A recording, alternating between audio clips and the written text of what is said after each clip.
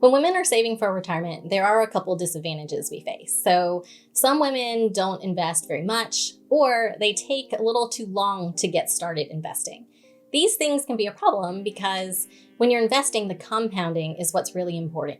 Compound earnings means that your investments are reinvested to earn even more money. And so your account snowballs. And if you don't invest very much or you wait too long to get started, it's really hard to catch up when you actually do start investing later on. This unfortunate reality is largely due to societal norms and circumstances often outside of our control, but there are ways we, as women, can fight this trend. How women investors can rewrite their financial future. Before we get started, let me just be clear. This is not investment advice, and I am not telling you how to invest. Women, we do it all. We fulfill lots of roles. We lead the household, pay bills, take care of other people, run companies. It makes it hard to keep retirement savings at the top of our minds.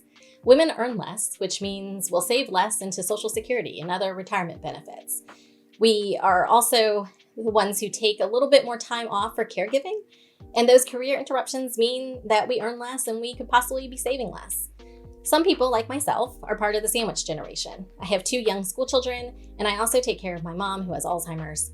And COVID has exacerbated the situation quite a bit. You've seen millions of women take a step back out of the workforce, and when we're not in the workforce, that means we may not be saving, we're not earning. And later, when we try to get back into the workforce, it can be hard to find a position at a similar or better level that pays just as well so that we can catch up on those retirement savings. And lastly, but definitely not least important, is that we live longer. And living longer means supporting ourselves through a longer retirement period and also affording any healthcare concerns that arise. NerdWallet conducted a survey of over 2,000 adults, and we gained some interesting insights. First, that women are less likely to have learned about investments compared to men. 69% of women said that they had learned about investments compared to 83% of men. Studies have shown that girls are often taught more about saving and budgeting, whereas boys are taught about growing and building their wealth. Next, men are likely to feel more confident than women when it comes to thinking about investments. 41% of men said they felt confident versus 22% of women. So it's double the amount of men who feel confident versus females when it comes to investing. And last, women are more likely to delegate the management of their investment portfolio to someone else. About 2/3, or 66% of women, said that someone helps them manage at least a portion of their investment portfolio in the stock market versus just over half, or 55% of men say so. To me, all of these insights are interconnected. If you haven't learned about something, it makes sense that you feel less confident when thinking about it. And it also makes it natural that you might delegate it over to someone else. These stats are eye-opening in what's going on now, but it doesn't have to be what happens in the future. Let's talk about what you can do. The first thing you can do is get comfortable talking about money. There's nothing inappropriate when it comes to financial topics, and money can open a lot of doors.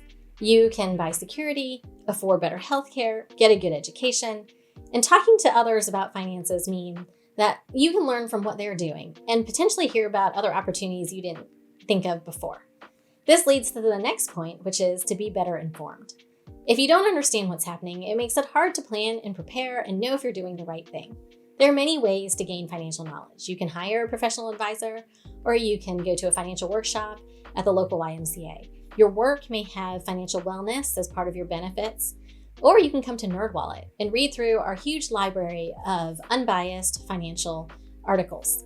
Making the most of your time is important. You don't have to have a giant pile of money to get started with investing. Some people just put away $5 or $10 a month. In fact, Ellevest, a robo-advisor geared towards helping women, doesn't have investment minimums, so it makes it easy to get started. Also, another thing to do is perhaps automatic deductions. That means you squirrel away money every month, and you might not even think about saving or missing that money because you learn to budget with what you have. The next point is to hire trusted help. If you're delegating to someone else, make sure it's someone who has a good track record, who acts in your best interest, and is someone you feel comfortable sharing financial information and goals with. There are many different strategies you can use to overcome challenges. You can claim Social Security different ways, utilize insurance policies and long-term care, potentially annuity income, but getting that right advice for you and your situation is key. It's also important to focus on you. If you're not looking after yourself, it's hard to look after anybody else. And if someone else is helping with your investments, that's fine, but make sure to know what's going on. I had a client once who came in and she didn't realize her husband's pension only would pay out over his life. He passed away unexpectedly, and she was stuck only having Social Security to afford the rest of her retirement and all of her expenses. Being involved will help you avoid unfortunate circumstances such as that. And finally, consider investing in women. Just like you can choose where to shop and which retailer to give your money to, you can do the same thing with your investments. There are funds that invest in women, companies that are run by women, companies that have more women on their boards, companies that pay women the same as they pay men.